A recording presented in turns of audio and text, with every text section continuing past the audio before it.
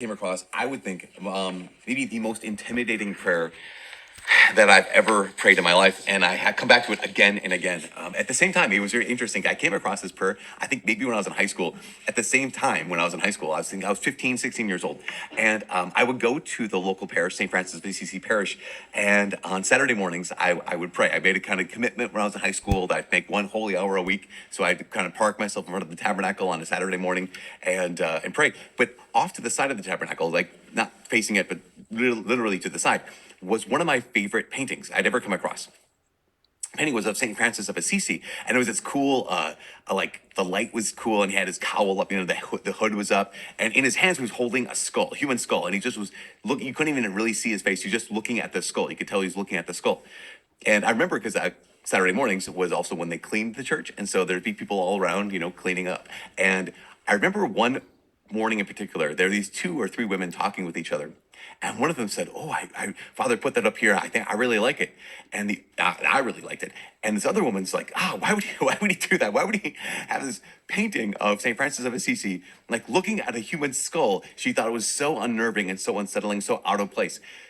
But the first woman and I, there's something about that image, that picture, that painting that resonated with me. And I loved it. I loved it because it connected something even with me at 15 or 16 years old, was something about there's a Latin phrase, right? The Latin phrase is memento mori, remember your death. And what I just implicitly knew was that is a good thing to do. Like that St. Francis of Assisi realizing, hey, my life is not going to go on forever. I need to remember my death. And that in so many ways, I think I know it's dictated his life, the course of his life, it dictated the course of my life. This knowledge that every one of us needs to take into the depth of our hearts and realize that it could all be gone. Like in the blink of an eye, everything we hold dear, everything we're worried about, even everything we hate, it could all be gone. In fact, not just it all could be gone, it all will be gone. We can fall into one of two camps. One is, in a blink of an eye, it will all be gone. Therefore, none of it matters. Like all these tensions, all these stresses, all these things that people are going through on this reality TV show. You know what? It's not gonna matter at all because it's all gonna be done. One way to look at life is like the first reading. That Coleth, right? The teacher says, "Vanity of vanities." Now, it's a bad translation for us because it doesn't mean like a mirror over your dresser. It doesn't mean like being vain. Vanity of vanities simply means meaninglessness of meaninglessnesses.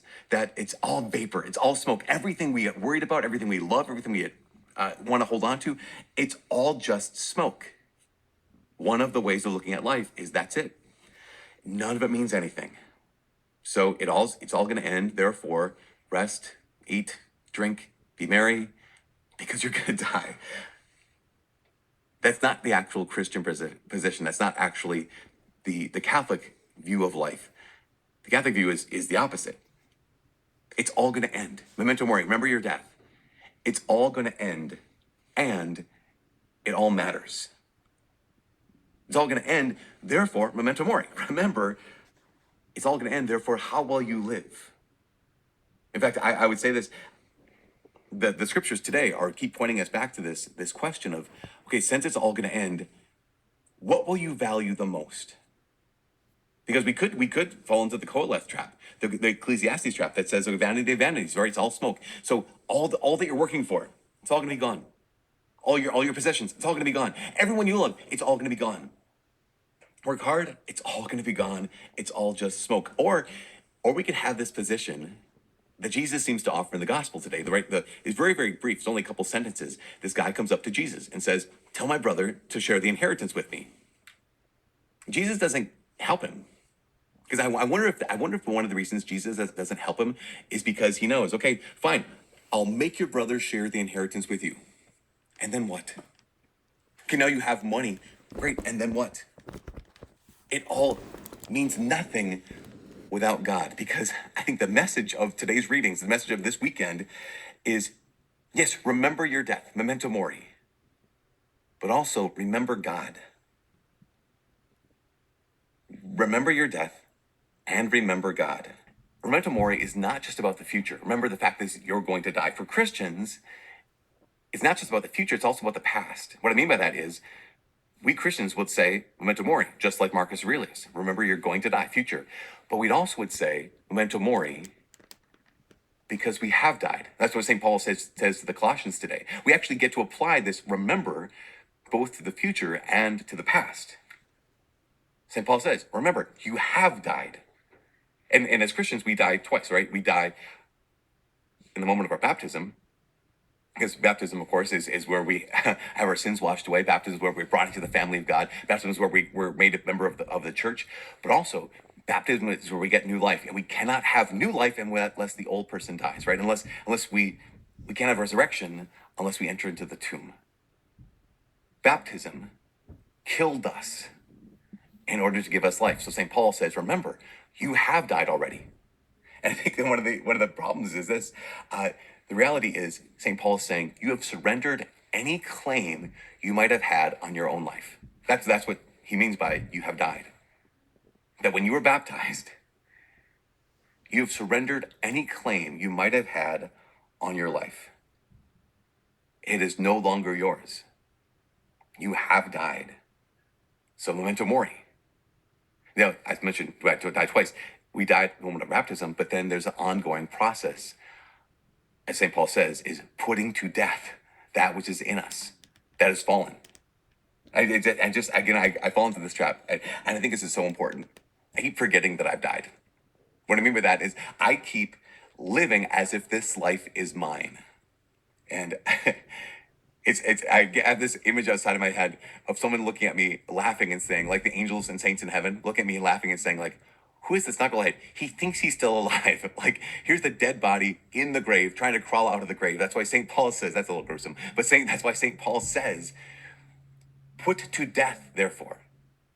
Put to death the parts of you that are earthly. What do I mean by that? I think what he means by that is, put to death, remember, you have died, memento mori. Put to death the parts of you that keep saying mine. They keep looking at my life and saying, that's mine. Why? Because remember your death, memento mori. You have died. So what are the parts of us that keep saying mine? Well, St. Paul, in this little section in Colossians, he names three. The parts of us that say mine are parts related to sex, stuff, and speech. And so St. Paul says, put away those things, immorality and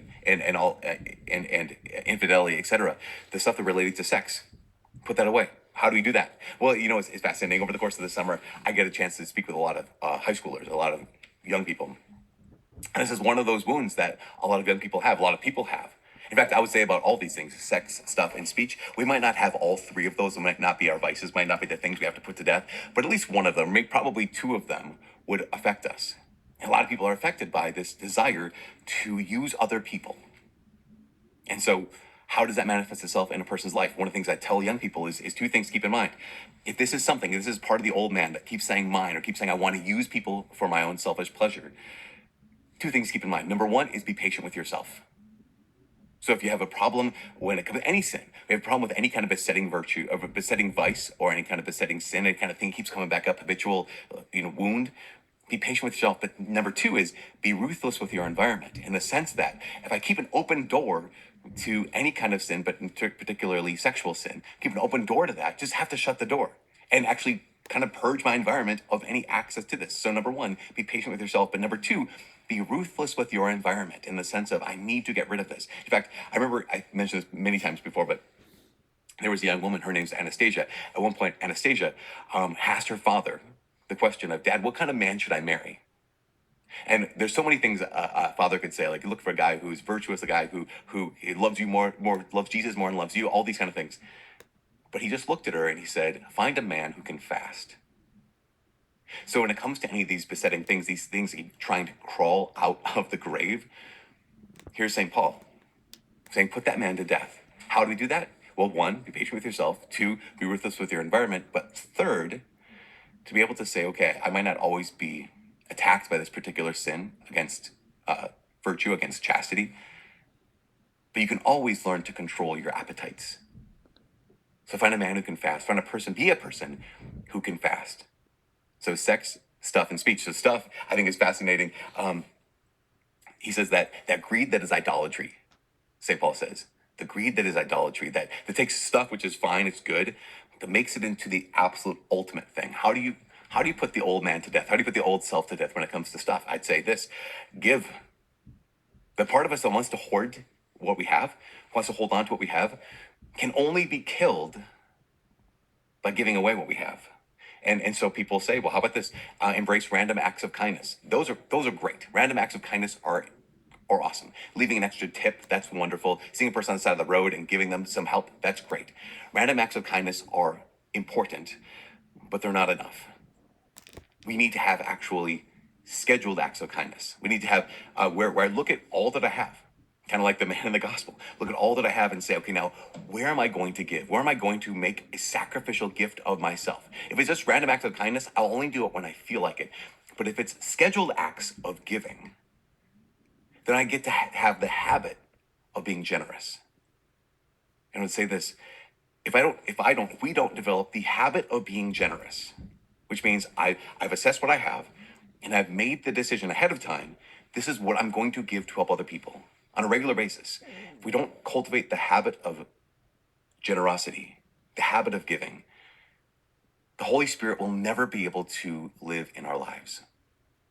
That's how important generosity is.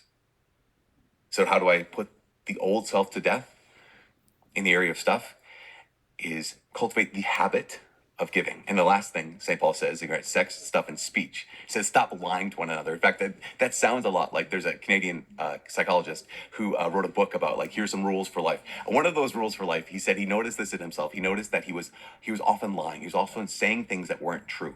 And so one of the rules he had was always tell the truth. And then he put kind of parenthetically, but at least don't lie. Because sometimes it might not be the exact moment to tell the full unvarnished truth. But he said, but at least, the very least, don't lie. So that's what St. Paul says. Stop lying to one another. Why do we lie? We lie for one of two reasons. Either because we want to get something that we want that we don't deserve. Right? I want this thing. I don't deserve it. So I'm going to tell whatever kind of untruth there is so I can get this thing that I want but I don't deserve. Or I want to get out of something that I actually deserve. So I'm going to tell a lie saying, oh, no, I never did that, when I actually did that. Either I'm going to tell a lie because I want to get something I don't deserve, or I'm going to tell a lie so I can get out of something that I do deserve. St. Paul says, stop lying. Always tell the truth. If we do those three things, if we aid in these three areas of sex, stuff, and speech, we're not only going to put the old self to death, we will have that new life in Christ. And this is the last thing, which brings me back to the hardest prayer, the most intimidating prayer I've ever come across in my entire life. It's a prayer by a man named St. Ignatius of Loyola, who was the founder of the Jesuits.